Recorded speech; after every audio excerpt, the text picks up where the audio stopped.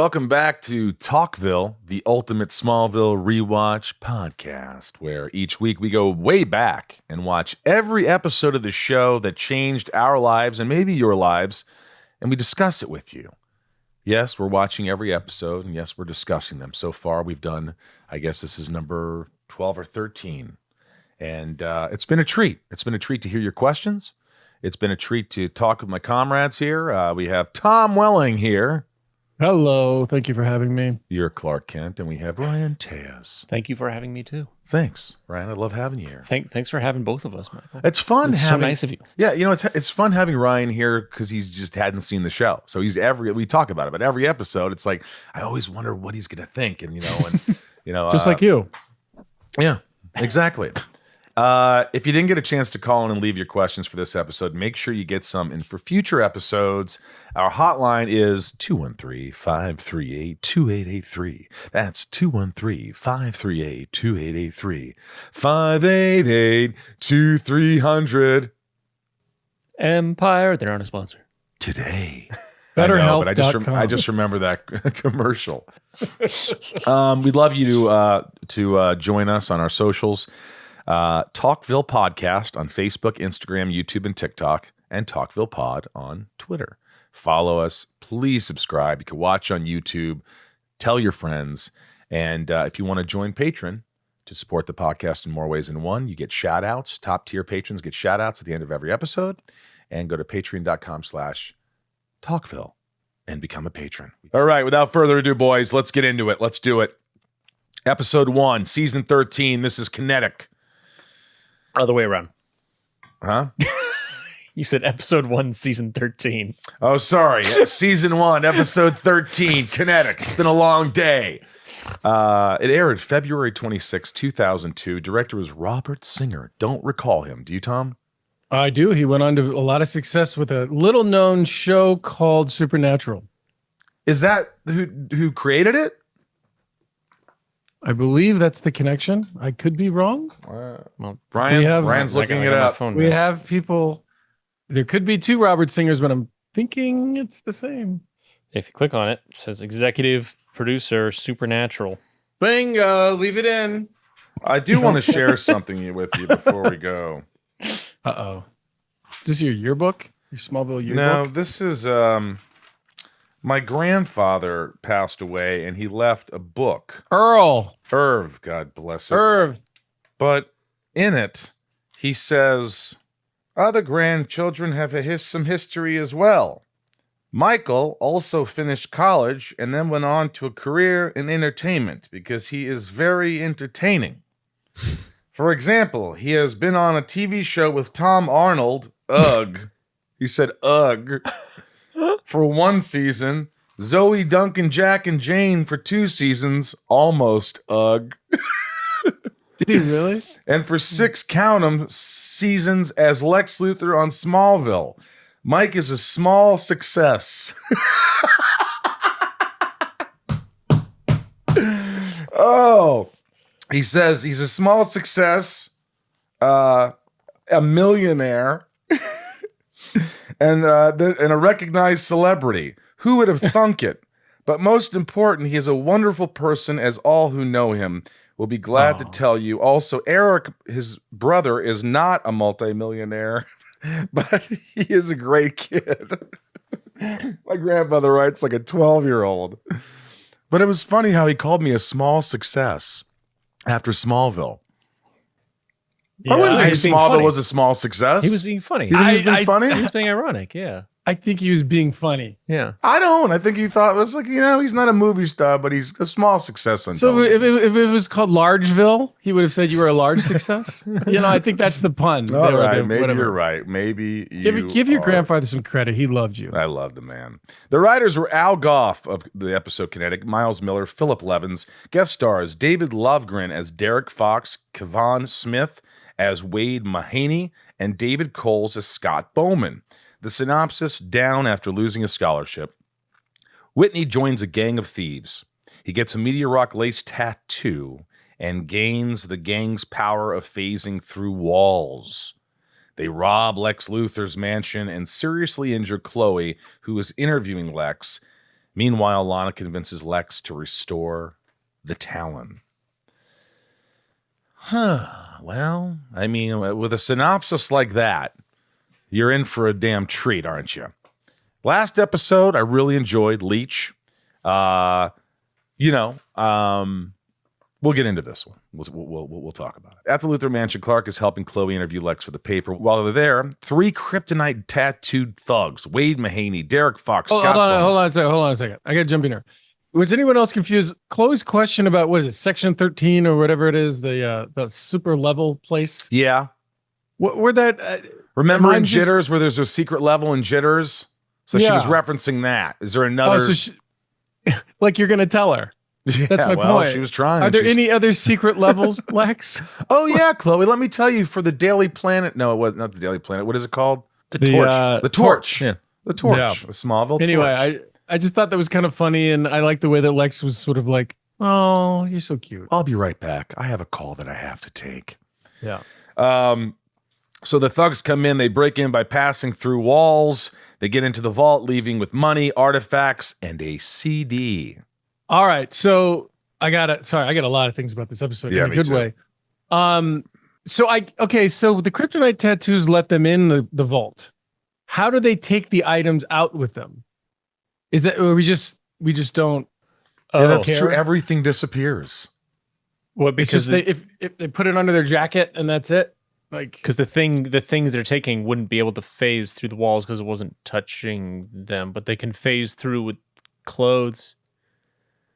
And by the way, when they do go back to their lair and they talk about how they stole $100,000 from Lex Luthor, I'm like, that's it. That's Tom, it? you know what you're doing right now? You're shitting on the episode.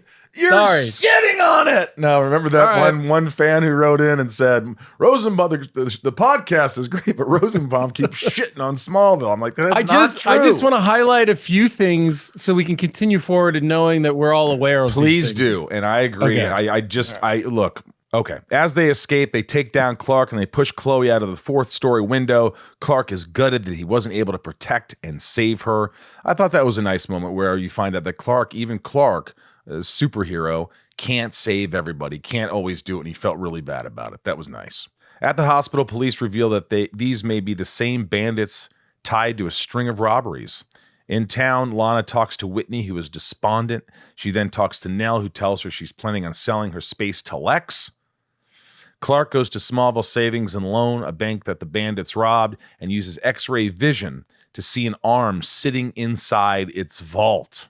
Okay, so 2 things. One is I'm really sad that we didn't get to see that scene between Lex and Nell, because I thought that would be hilarious. Yeah, that would have. Like, where did you meet? What did you talk about? How did Lex feel about Nell? Because I know how you feel about her. And then I don't know what the arm thing was about. Can someone explain that to me? There was just an arm in there, like he was during the robbery. He lost his arm, right? No, they brought an arm with them in the car. No, the guy lost his arm, didn't he? It's a prosthetic arm in the opening sequence. Somebody call in and explain this to me, because I couldn't keep track. I missed this. I missed it. So this is a callback to one of the robbers saying they only had one arm while robbing the Luthor vault. Turns out the kryptonite tattoo effects wear off, and this guy's arm tattoo wore off mid-wall transition. I'm confused. Confusion. That'll happen. We have a call later on from my good friend Zach, who asks about the arm thing, because he has a prosthetic arm, and so he has a question. So we'll listen to that a little later when we get to your questions. What are we going to tell him? Because we don't know what we're talking about. Maybe Zach will have the answer. Zach, you're going to have to figure this out for us. Back at the bandits' hideout, they are confused why their Luthor robbery isn't making the news, notably because Lex didn't report it. After analyzing the CD they stole, they figure out Lex has been tapping into his father's Luthor Corp computer system to take money. The bandits try confronting Lex at his mansion to use this info as blackmail for a payout. In town,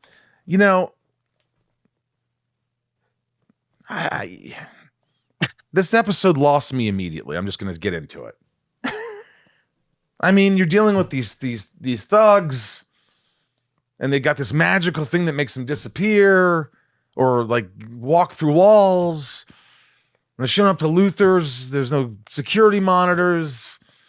There's nothing going on. I'm shitting on it.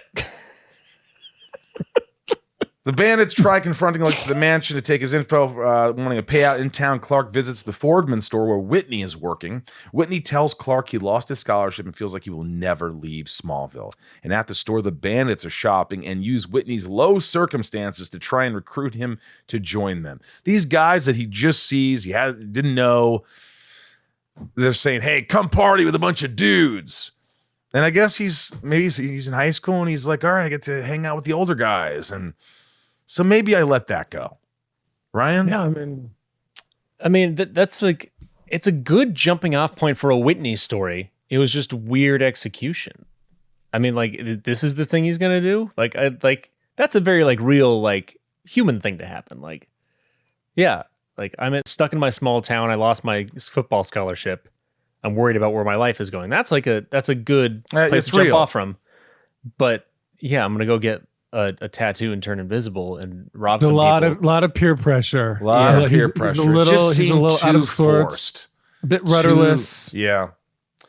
So go ahead. What does happen when Whitney does go there is there's a party and there's drinking and there's tequila and there's limes and there's people kissing with limes in their mouths. Did anyone recognize who the girl is? I didn't until you told me before the episode. Evangeline Lilly. That's My her? gosh, another crush for me. There you go. She was working on Smallville as background, right? As an extra, doing extra for many seasons, a background performer. Yeah, she was there, and then she wasn't there, and then Lost came out, and I was like, wait a minute, wait a second. Back at a party they're throwing, the boys show Whitney their tattoo room and glowing kryptonite ink. After applying a little peer pressure, they give him a tattoo with the green ink. The crew hits the town, partying and drinking to show Whitney his newfound powers of passing through objects. They toss him in front of a moving semi-truck. He survives and is shocked. What was that truck driver doing? There's a tunnel with no other cars. There's a truck, and there's 5 guys throwing a guy in the middle. The truck driver's like, we didn't have cell phones really back then, but like, what's he doing? Watching a movie on a DVD player? Yeah, because he's being held over that thing for like 20 seconds. It's not like they do it right before the truck comes.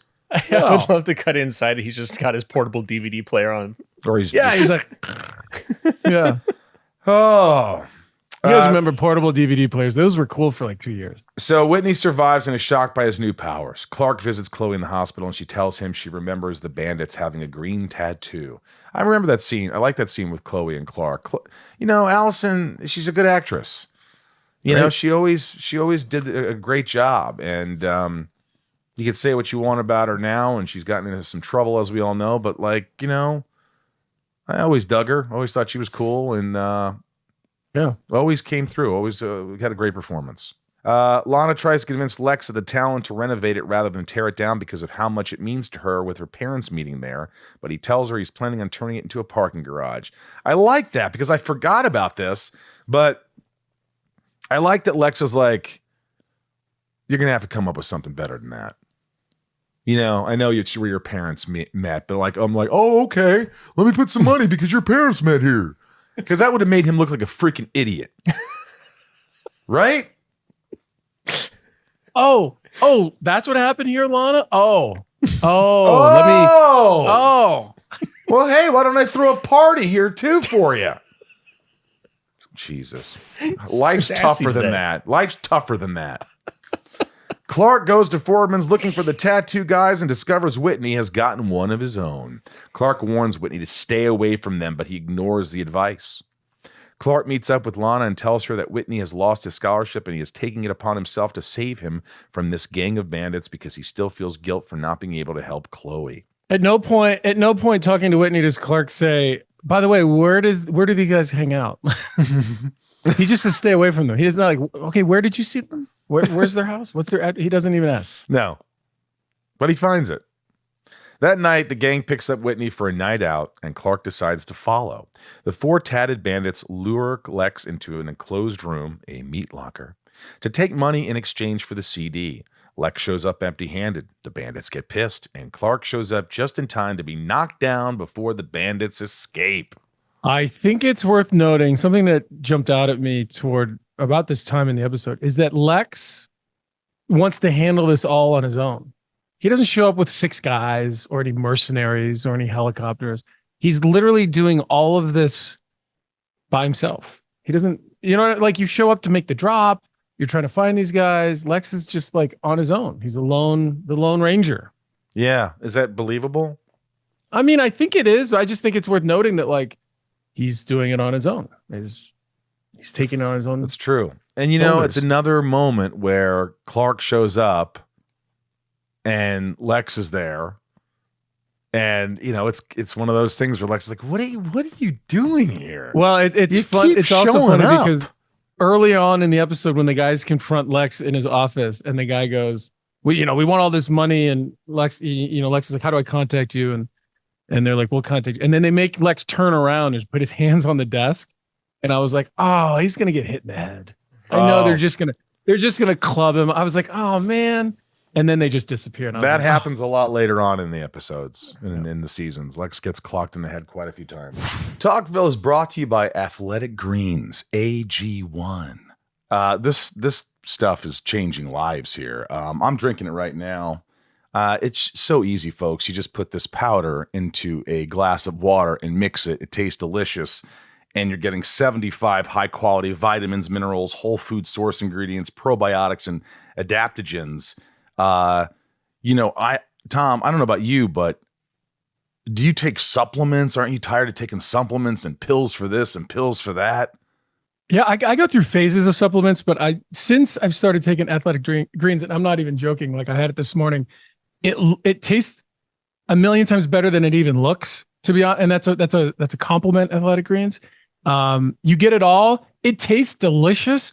And you feel great afterwards. It's like the simplest thing you can do. Yeah, I swear to God, Tom actually texts me. I could show you the text if you want proof, but Tom texted me and said, this stuff is really good. I really like this stuff. So I was like, it's always nice when you really like something that you're sponsoring, you're talking about, Is that what I sound like? I don't know. But it's easy to promote these guys. They have a great product. And I don't have the time. I hate taking supplements and pills, and this tastes great. It's easy. It's the first thing I do in the morning.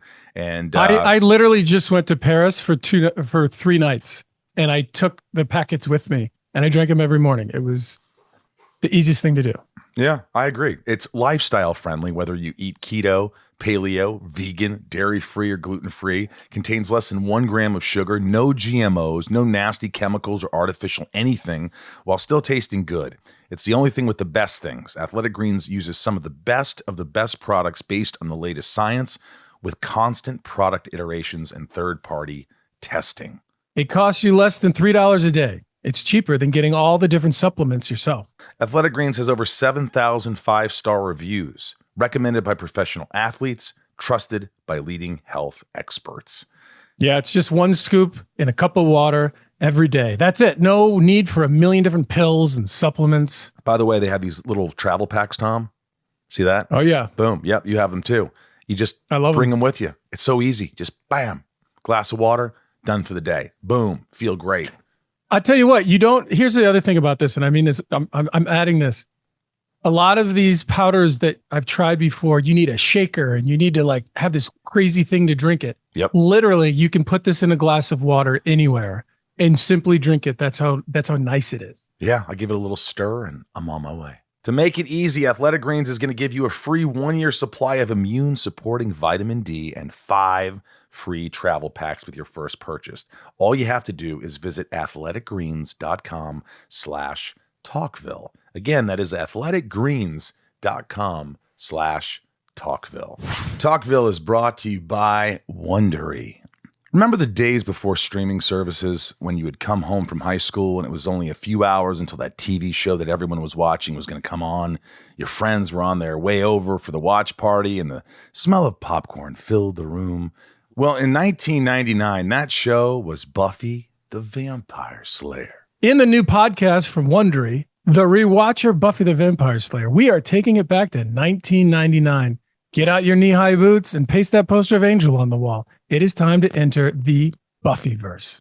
Join morbid co-hosts Ash and Elena as they slay their way through Buffy's drama, action, and romance episode by episode. Enter the Buffyverse with Elena and Ash. Listen to The Rewatcher, Buffy the Vampire Slayer on Amazon Music, Apple Podcasts, or wherever you're listening right now. You can also listen early on Amazon Music or early and ad-free by subscribing to Wondery Plus in Apple Podcasts or the Wondery app. But I thought it was a good scene. I like the, well, let's get into it. Lex confesses to Clark on why he was with the bandits, not wanting the information on the disc to be disclosed. Chloe cracks the case from the hospital and tells Clark and Pete that she believes the bandits are able to manipulate their molecular composition to pass through objects because she's a God-blessed chemist. I mean, she had a lot of time to think about it, meditate. I don't know. They manipulate their molecular composition. That's it. Case closed. Whitney meets up with Lana at the Talon and breaks down, saying he's trusted the wrong people and they're planning on taking out Lex. Clark, Lana, and Whitney then make a plan to break into the gang's loft and steal the disc back. Don't call the cops.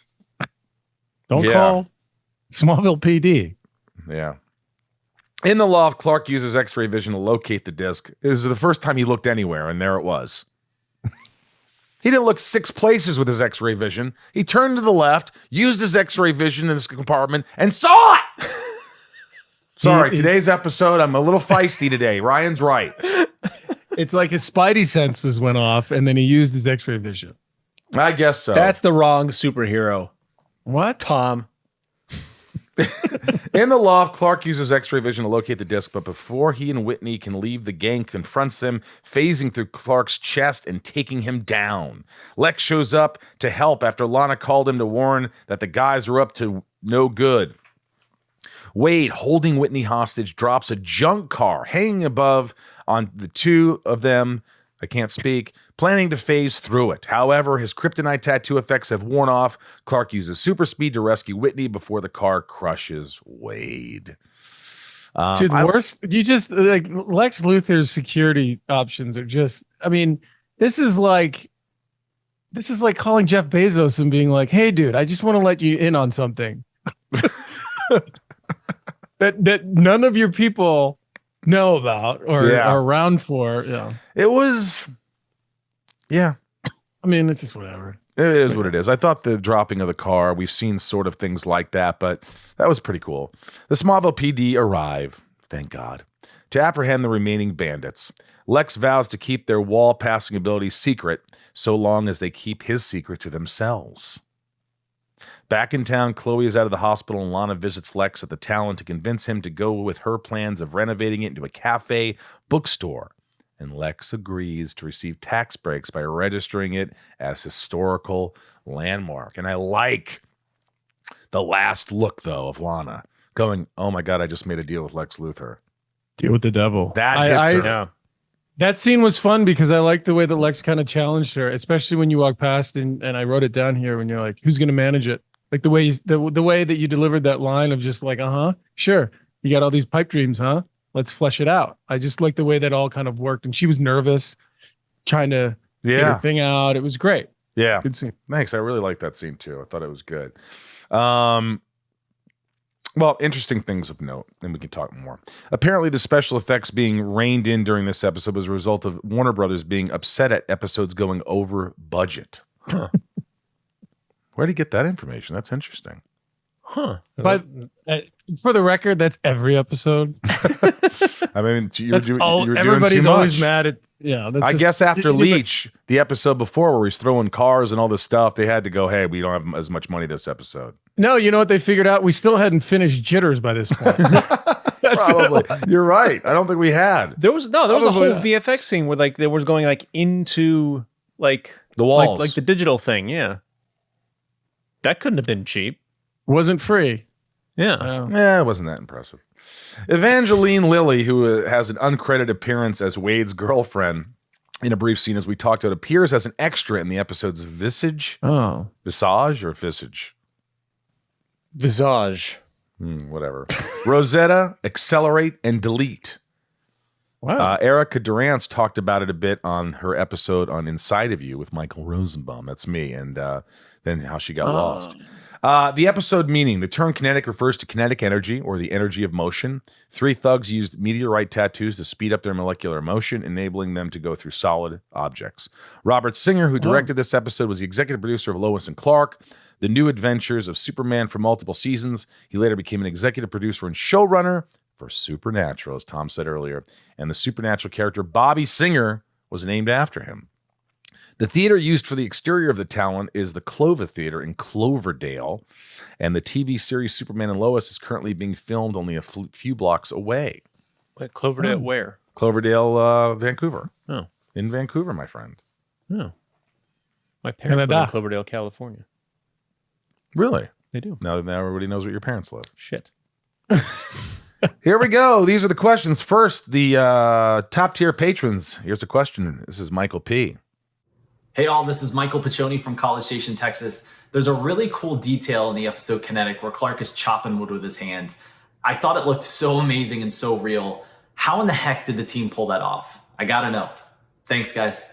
I remember this because I as well thought it was cool, and I remember getting there and the wood was there, and I was like, well, how's this going to work? And there was a very excited special effects guy who was like, I got this great idea. And there was like a little thing inside where we would time it as my hand got close. He would hit this little trigger and it would sort of just, and everything was pre-scored and pre-broken. Oh. That, you know, I could have just said that I did do that in real life, but I didn't. But that brings up a good thing. You know, we talked about with John Schneider, that whole thing of even when Clark leaves that scene, Jonathan continues to keep busy in his own world as well.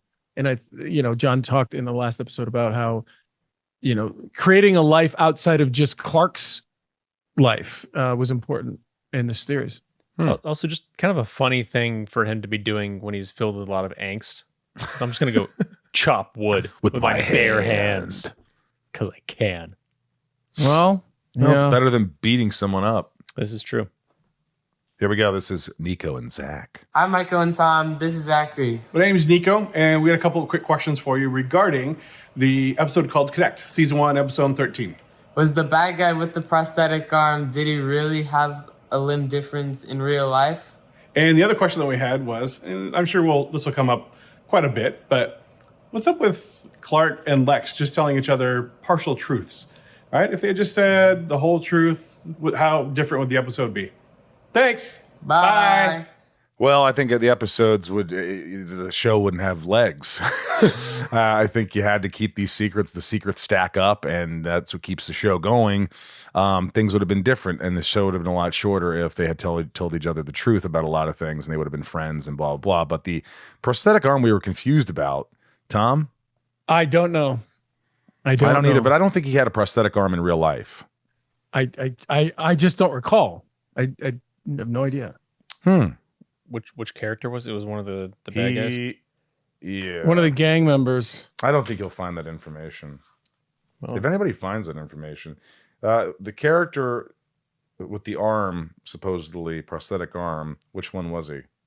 Was he Derek Fox, Wade Mahoney, or Scott Bowman? But while you're doing that, here we go. Here's a voicemail message. Here we go. Hi guys, this is Apri from Oakland, California, calling about Kinetic. I appreciated the last scene of that episode where Lana's expression goes from one of elation to one of concern or hesitance about her new partnership with Lex and the Talon. And I was just wondering what kind of liberty you all have had as actors to make some of those choices. It really had me engaged as an audience member, especially the quick cut to black, and trying to guess what that character was thinking. Thanks. That was a great question. I think, we have the liberty of just acting and using facial expressions as part of acting, and it's a big part of it. You could say so much without saying anything using facial gestures, and there was a freedom. I don't think we just did what we did, and they would cut around it if they didn't like it. Tom? I agree. I would guess that this situation in particular was probably suggested that for Lana's character, that you just made a deal with the devil. Now what? I think that was probably something that somebody suggested somewhere down the road, because without that note, she's just happy. Yeah. You know what I mean? That's just boring. But a lot of times, Michael, you know, from being on set, some of the hardest moments are those last moments where you have nothing to say, but the camera's just pushing into you and you have to find a way to be active. And a lot of it is, you know, keeping ideas in your head or questions or curiosity in your head about what just happened. What am I going to do next? And just keeping your mind active, because otherwise it just seems like eternity that you're sitting there, even though it's only 2 seconds. Yeah. So you have to give yourself something to keep going. You can't just stop when the lines stop. There's a famous quote or acting teacher quote. Like it might have been Stanislavski or Uta Hagen or whoever. And they said something like, you know, an actor once said, well, what do? I have nothing to say. And their response was, you have everything to say. You just choose not to say it. You know what I mean? So your character always is thinking. We're always thinking as human beings. So, you know, when you're looking at someone, if you just listen, your reaction by listening to their words will. Anyway, there you go. Here's Scott. He's gonna bring up something we talked about. Dude, Scott from Mississippi. I'm watching Kinetic, and this pretty girl walks up, hands the guy a tequila shot, the lime, gives him a kiss. She looks familiar. That's Evangeline Lilly from Lost, from Lord of the Rings, from a bunch of awesome stuff. Who knew that this huge star just comes into Smallville for a few seconds to kiss this criminal and walks off? Awesome. All right, thanks. Have a good I feel it was awesome too. I wish it was my lips she was kissing. Boy, oh boy. I'll tell you, we talked about this. We talked about it a little while on this show. It's awesome. It's awesome that she, you know, somehow got out of being an extra and made a career for herself, a wonderful career. And just kudos to her. Congratulations. I like watching her. I think she does a great job. And, you know, it's a shame, you know, she didn't have a bigger part on Smallville. What are you going to think I was going to say, Tom? You little creep. Oh, the Wasp. She's also the Wasp. I just love the idea that you're like, movies. you just wish it was you.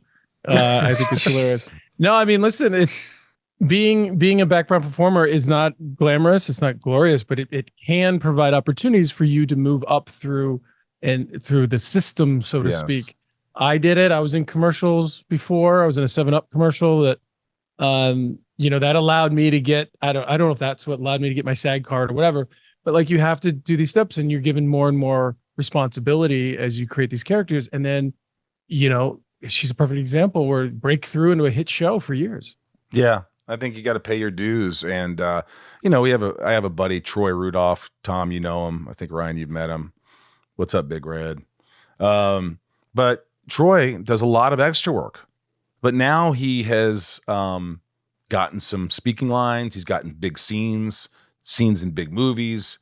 On the show in Pastor that I did, I got him an audition. He read, he got the part. He had a couple scenes with me. He, you know, he works and he's a working actor, but he, you know, he started out doing just extra stuff and he still gets, you know, and extras can actually get paid pretty well. In fact, they could, sometimes they get brought up to like more on-camera exposure, and I forgot what it's called, but it's the next stage of an extra that you get paid more, and you could also do a stunt. Like you could do some stunts as an extra and get more money. So, I mean, there's a lot of, but look, it ultimately comes down to pay your dues. For me, it was tons and tons of theater, and then off Broadway, and then a commercial that was considered a spec spot. It wasn't a real commercial. They were just shooting a commercial, hoping to sell it, and I was the lead guy. It never got made. I never got a cent. You know, you just do things like that. We did these MTV clips hoping that they would buy it, and they were hilarious. And it was like I was a preacher, and I was like in this the confession booth, and we would use band names to like in the scene, like because it was MTV. And so like my friend Matt was dressed up like a woman, and he's like, I go, what? Tell me, what did you do wrong? MTV, we'll keep the light on for you. Jesus name, Jesus Jones. And we would say like other band names like, what'd you do? He's like, well, I didn't necessarily smash the pumpkins as much as I just gave them a little spanking. Is that so wrong? And then I was like, MTV. It was just like these little stupid, never got aired. Shot 2 days of work. Shocking. I have to show you them because they're really good. I didn't sell it, but they were really good. Here we go, Caitlin.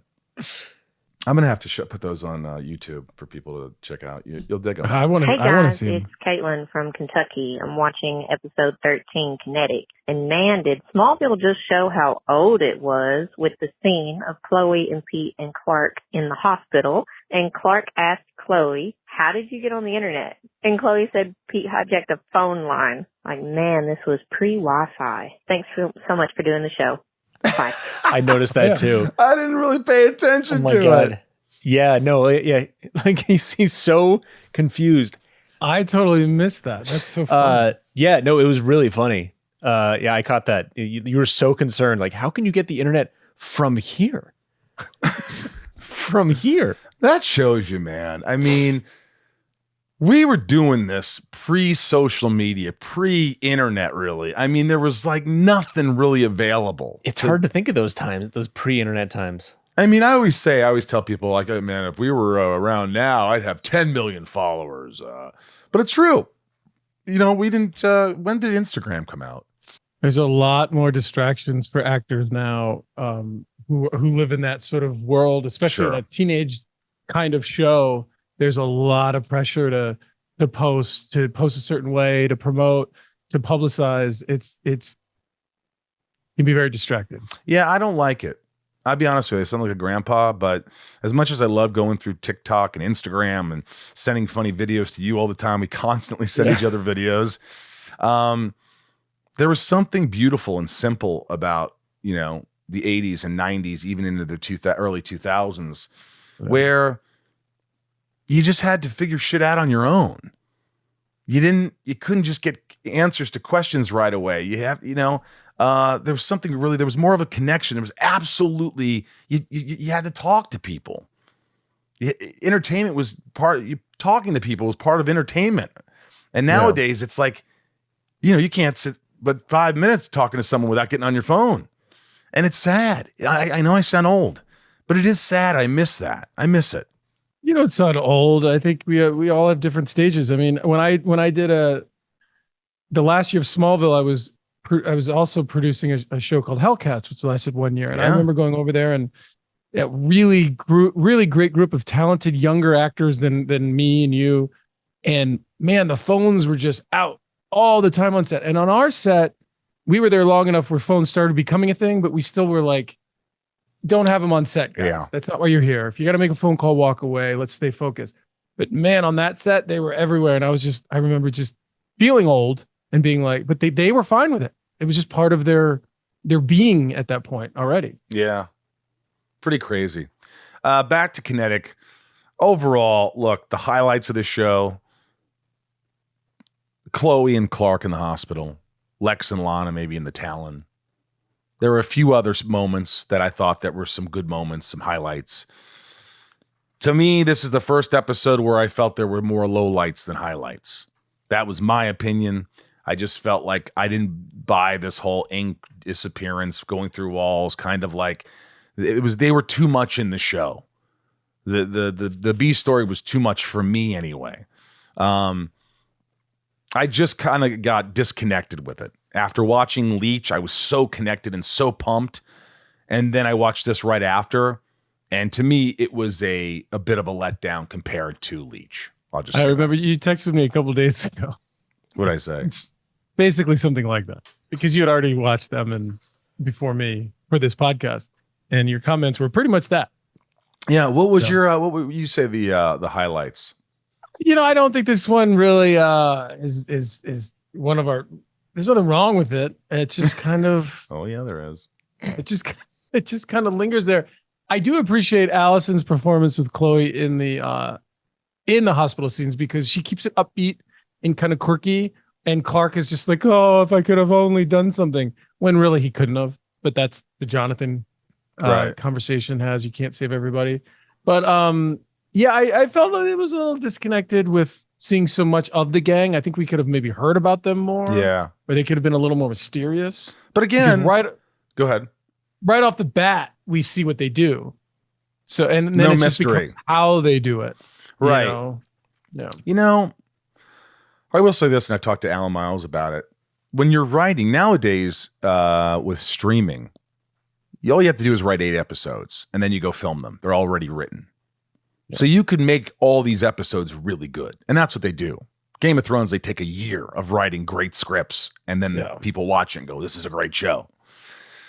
But when you're filming 22 episodes a year and you're writing episodes constantly to keep up, I mean, you're in episode 4 and they're still writing episode 5. Yeah. And you're going to get some terrific episodes. You're going to get some pretty good episodes. You're going to get some okay episodes. And then every once in a while you get some duds that are just, you know. And I just felt like this was more, to me, of a bit of a dud. A bit of a okay to a dud.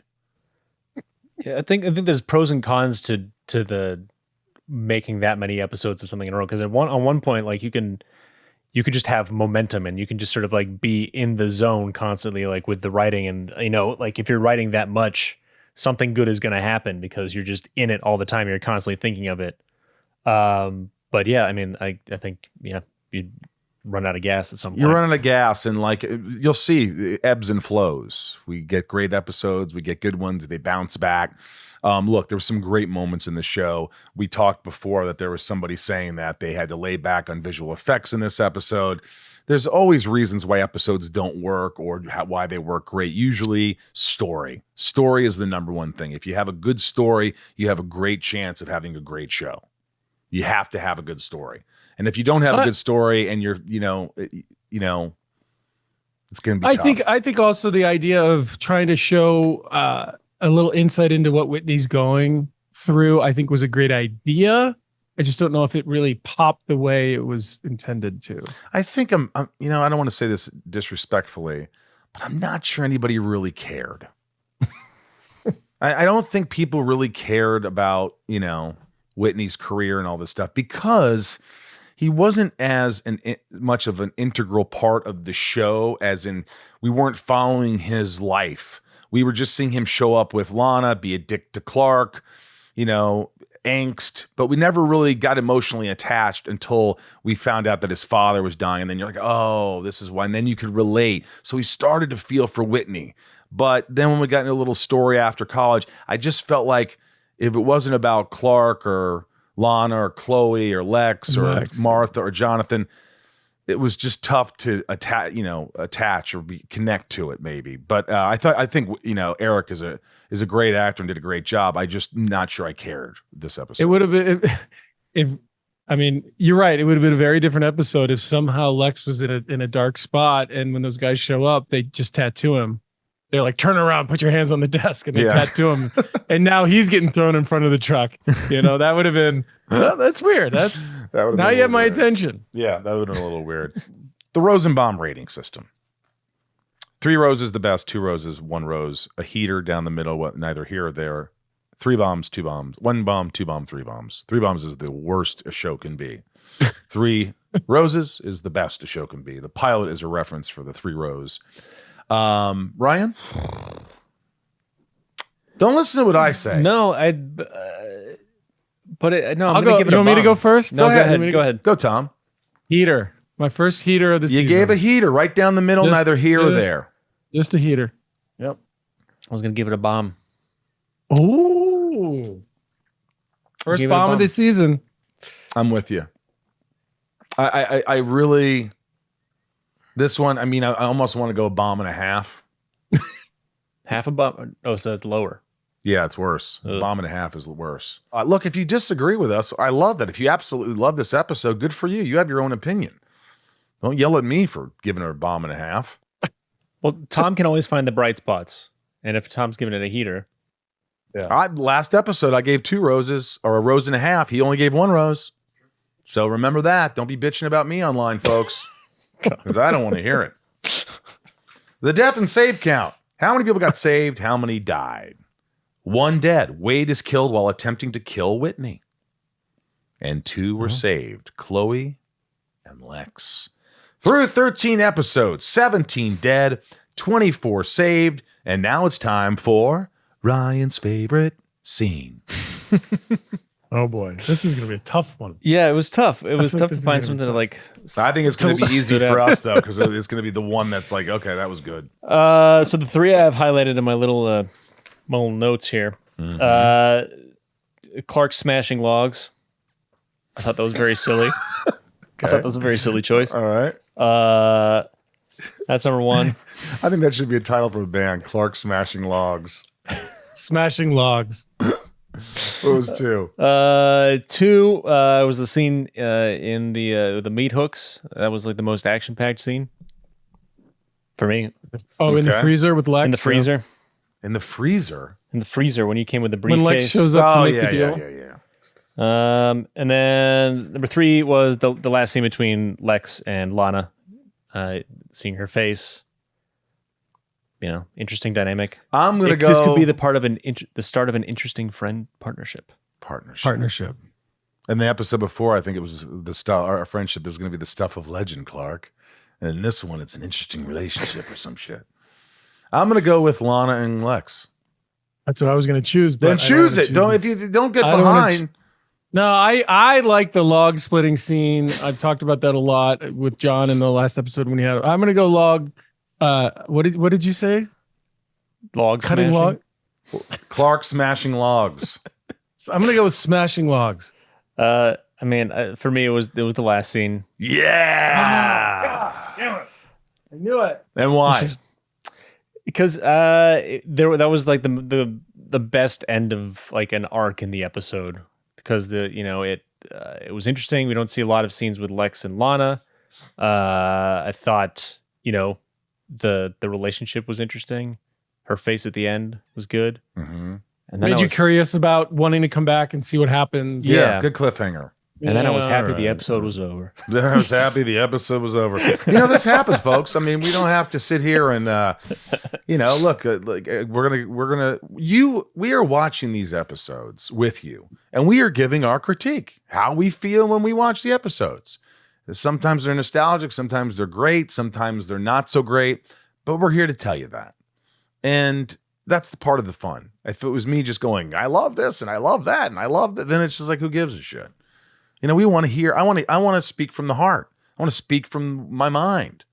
And that's what the rest of the guys are doing here. So, that's it for this episode. We've got a great episode coming up, I believe. I haven't watched it yet. What's the next episode, Ryan? Number 114, Zero. Zero. I remember Zero being pretty good. It's a really good title. I don't remember what it is. I'm gonna have to watch it. It's the one with Club Zero where Lex gets into some trouble. Oh, it's a flashback kind of thing? Yup. And it's also, I believe I get hung upside down in a straitjacket and they left me upside down too long and my face blew up like with the blood rushing. And it was really like, I thought I was going to die. I should have sued them, but it didn't.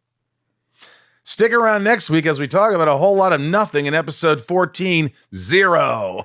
We love you guys. We appreciate you. And thank you, patrons, for supporting the show, giving back in other ways. Go to patreon.com/talkville. Follow us on our handles, social handles at Talkville Podcast or Talkville Pod on Twitter. Let's take the discussion online. Let us know your thoughts about upcoming episodes. You can call in. The number is 213-538-2883. We love your messages. They've been short. They've been to the point. We thank you. We thank you for that. Remember, season 1, we're going to be talking about, just look at season 1 and call in and leave a message for those episodes, and Bryce will thumb through them, and he'll figure out which ones belong in each episode. And I think that's about it. I'm Michael Rosenbaum. I'm Welling. Thank you for joining us. I'm Ryan Tejas, and I'm also here. Remember one thing, folks. Always hold on to Smallville. We'll see you next week. All right. Don't think we forgot those shout outs to the top tiers for Talkville. If you want to join Patreon and support the podcast, we'd love to have you. Just go to Do you even have to say www anymore? Just go to patreon.com/talkville, folks. Patreon.com/talkville. Support the podcast. Here we go. Here are the top tier names. Here they are, the biggest supporters of the podcast. Tom, take it away. Nikki G, Leanne P, Raj C, Santiago M, Suzanne B, Leah S, Little Lisa, Tom T, Sophie M, Betsy D, Liliana A, Abhi P, Chris F, Kimberly E, Jeremy V. Are you Michael reading them all H. for the fuck's sake? Why not? Come on. Michael H, Ray H. Ray It's H, Ray Karen M, Harada. Danielle B, 99 more, Liliani N. No, Catherine P, Lalani Brett G. N. We've gone over All this. right. Lalani. Okay. You take over. Catherine P, Brett G, Super Sam, always hold on to Smallville, Jeff E, Estevan G, DJ Kento, Garrett W, Just JTR, Kimberly L, Teresa, Justin S, Tom N, Tony V, Rodolfo V, Jason W, Osama A, Nancy D, Brian G, Sarah W, Megan H, R Toon K, Justin T, and Lucio, Grape Jelly 817, Jeremy G, Amanda R, Brandy S, Teddy 127. Michael P, Ryan R, Grumpy Itis, Your favorite. Jordan M, Hillary B, Matt S, The Blur, Craig G, Christy R, Pollyanna, Karen P, Derek G, Jorel. That's familiar. Richard S, Heather and G, Nico P, Chase and Ramona, Brian H, Kelsey T, Jason M, DJ C, Georgina B. I always mess you up. I'm sorry. Eric K, Kevin E, Craig, Ashley Ryan, Nanine W, Stephanie K, Aaron K, Darth A, Richard R, Finky, Kenny S, Sydney I. Huh? Sydney S. Help me out here. Sydney S, Tito G, Mickey C. And I think that does it. I think that's all our top tier patrons, which Tom read most of them. Congratulations, Tom. Thank you. We love you. We love the support. We need you. And we'll see you next week. Tommy, good to see you, buddy. Good to see you.